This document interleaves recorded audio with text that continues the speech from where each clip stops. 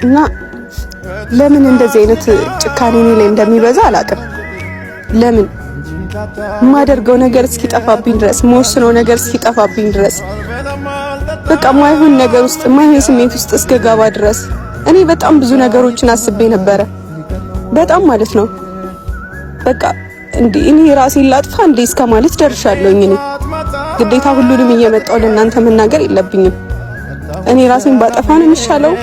ለሁሉም ሰው ሰላም እንዲሰማው ለሁሉም ሰው ረፍት እንዲሰጣው ምናምን እንደዚህ ላድርግ እንዴ ምናምን ብዬ እስከ መወሰን ደርሻለሁ። ምክንያቱም ሁሉም ሰው አንቺ ነሽ እኔ ሳደርግ ነው ሁሉም ሰው የሚታየው አይደለ? እኔ የሆነ ነገር ሳደርግ እኔ ስወስን እኔ አልፈልግም በቃ እኔ ከዚህ ነገር ሰው እኮ ይደክማል አይደለ? ሁሌ መሸከም አለበት።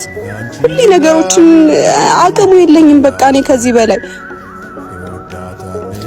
አሁንም ደግሞ አውቃለሁ ይሄን በመወሰኔ ድጋሜ እንደዚህ ልትሉኝ ነው አይደለ? አውቃለሁ ጋሽዬም ደግሞ አይቀበለኝ አውቃለሁ። ሁሉም ሰው እኔን ጥፋተኛ እንደሚያደርገኝ አውቃለሁ። ግን ማን ነው ሴት ልጅ ሁሉን ነገር ተሸካሚ ያደረጋት?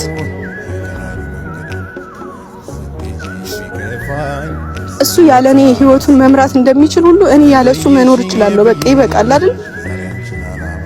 እና በቃ በተቻላችሁ አቅም ከዚህ በኋላ እሱንም አትገፋፉት። በቃ እንደዚህ አታድርጊ እንደዚህ ምናምን ተው፣ ሀይሚን አትግፋት አትበሉት። ለእናንተ ብሎ ወይ ለቤተሰብ ብሎ ምንም ነገር ማድረግ የለበትም። ለሰው ብሎ የተደረገ ነገር ደስተኛ መሆን አይቻልም። ጭር ባለ ስፍራ ሳይኖር ተመልካች ስንጫወት ያኔ ሆነን እኔና አንቺ በአንድ ልብ አርፈን አንድ ላይ መኖር ስትጀምሩ የሆነ እኔ መጀመሪያ ላይ ትንሽ እቃዎች ነበር የነበሩት፣ ግን በጣም በቃ ብዙ ነገሮች ተቀይረዋል። እኔ እና እሱ አብረን መኖር ከጀመርን በኋላ ቤት ከቀየርን በኋላ በጣም ብዙ ደስ የሚሉ ነገሮች ተፈጥረው ነበረ። በጣም ብዙ ስቄያለሁ፣ ብዙ ተደስቻለሁ። በሷ አልጸጸትም። ግን በቃ ሁሉም ደስታ አይዘልቅም። እሱን ብቻ ነው የተረዳሁት። እኔ ከዚህ ጓደኝነት ያተረፍኩት ከዚህ ግንኙነት ያተረፍኩት ሀዘን ብቻ ነው።